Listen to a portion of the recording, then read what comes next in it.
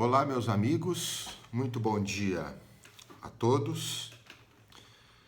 Neste vídeo eu vou tratar do crime de favorecimento pessoal tipificado no artigo 348 do Código Penal, que se insere no capítulo que trata dos crimes praticados contra a administração da justiça.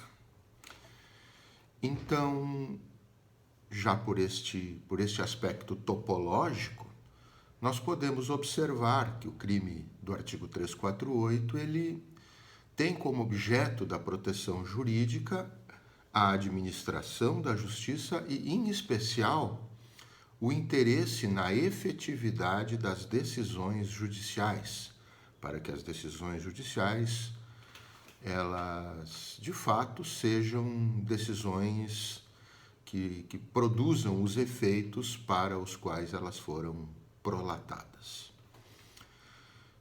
A forma simples do delito, na sua tipicidade objetiva, prevista no caput, ela está assim desenhada: auxiliar a subtrair-se à ação de autoridade pública, autor de crime a que é cominada pena de reclusão.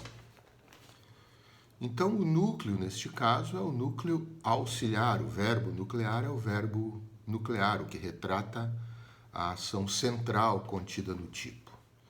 E auxiliar, evidentemente, quer dizer o quê? Ajudar, prestar auxílio, prestar alguma contribuição, para que, no caso, autor de crime, a que é cominada pena de reclusão, se subtraia a ação da autoridade pública competente para agir naquele caso. Então, o beneficiário desse auxílio contido no núcleo do tipo é autor de crime a que é cominada pena de reclusão, aqui na forma simples do delito, tá? Porque depois nós teremos lá no parágrafo 1º uma forma mitigada quando o beneficiário for autor de crime apenado com reclusão ou com outra pena, conforme veremos. Então, na forma simples do delito, nós temos auxiliar a autor de crime a que é cominada a pena de reclusão a subtrair-se à ação da autoridade pública. As penas cominadas no artigo 348, no crime de favorecimento pessoal, são 1 mês a 6 meses de detenção e também, cumulativamente, também pena de multa. A tipicidade subjetiva do crime do artigo 348 requer apenas a presença de dolo genérico. Então, basta querer auxiliar o favorecido a subtrair-se à ação da autoridade pública, não sendo necessário, não sendo exigível qualquer motivação específica para o préstimo deste auxílio. Então, qualquer motivo que leve, qualquer especificação dolosa que leve o agente à prática do crime serve para a conformação do tipo subjetivo. Ele requer, como eu disse, apenas dolo genérico, não precisa que o agente haja com qualquer dolo específico para que o tipo subjetivo esteja presente. Os exemplos mais comuns do delito do artigo 348, do favorecimento pessoal, para a gente entender do ponto de vista prático, eu coloco aqui 2 exemplos que dá para ilustrar bem a prática desse crime. Esconder um foragido, evidente, desde que a pessoa que esconde, que preste esse auxílio, saiba que a pessoa é procurada, Caso contrário, se ela não souber que aquela pessoa que está abrigada por ela, digamos assim, é procurada, a pessoa que prestou esse auxílio sem querer estará numa situação de erro de tipo essencial. Então, esconder, sabendo que a pessoa é foragida, esconder essa pessoa foragida para que ela não seja achada pela autoridade pública que a procura. E um outro exemplo que também dá para ilustrar: auxiliar alguém a evadir-se antes de ser preso, auxiliar alguém a fugir, prestar um auxílio na fuga de uma pessoa, Então, se a pessoa já estiver presa e houver o préstimo de um auxílio, aí nós já estamos falando do artigo 351, que veremos em um dos nossos próximos vídeos. Mas quando a pessoa ainda não está presa e alguém auxilia ela a evadir-se, a fugir, de forma a evitar a ação da autoridade pública, então, neste caso, nós temos aí também um outro exemplo prático do crime do artigo 348 do Código Penal.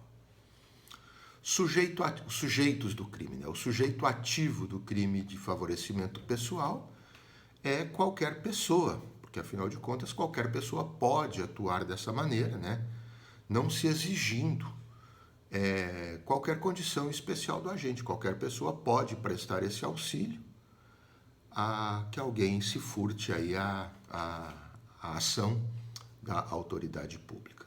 E o sujeito passivo, fundamentalmente o sujeito passivo é o Estado, porque é o Estado que é o responsável pela administração da justiça. Então o Estado acaba sendo o sujeito passivo, a vítima do crime do artigo 348.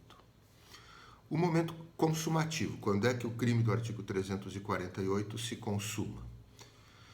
No momento em que o favorecido, né, subtrai-se de fato, efetivamente, à ação da autoridade. Então, no momento em que ele consegue, de fato, verdadeiramente se subtrair à ação da autoridade, neste momento está consumado o crime de quem lhe presta o auxílio, o crime de favorecimento pessoal. É possível, dentro desse contexto de consumação, falarmos em tentativa de favorecimento pessoal? Particularmente, pensamos que sim, né?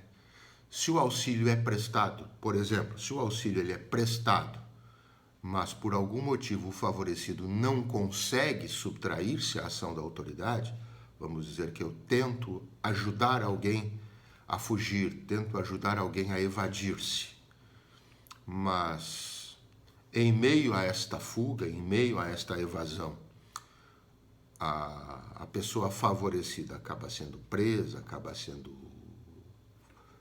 detida de alguma maneira. Então, nesta hipótese, quem prestou o auxílio, me parece que pode-se dizer que está numa situação de tentativa, porque, afinal de contas, ele tentou auxiliar a pessoa a furtar-se, a subtrair-se à ação da autoridade, mas acabou esse auxílio sendo infrutífero. Então, nós teríamos aí uma situação caracterizadora da tentativa do crime. Dentro da estrutura tipológica do artigo 348, nós aí temos no parágrafo 1º uma forma mitigada do delito, né? Se o crime é praticado, se o crime praticado pela pessoa favorecida, pelo beneficiário do favorecimento pessoal, não tem pena de detenção, de reclusão cominada, então que seja uma pena de detenção, ou até que seja aquele artigo 28 da Lei 11.343, que é a lei de drogas. Lá no artigo 28 da Lei de Drogas, nós temos a posse de drogas para uso pessoal, cujas penas são ou advertência, ou prestação de serviços à comunidade, ou medida educativa. Não tem pena de reclusão prevista.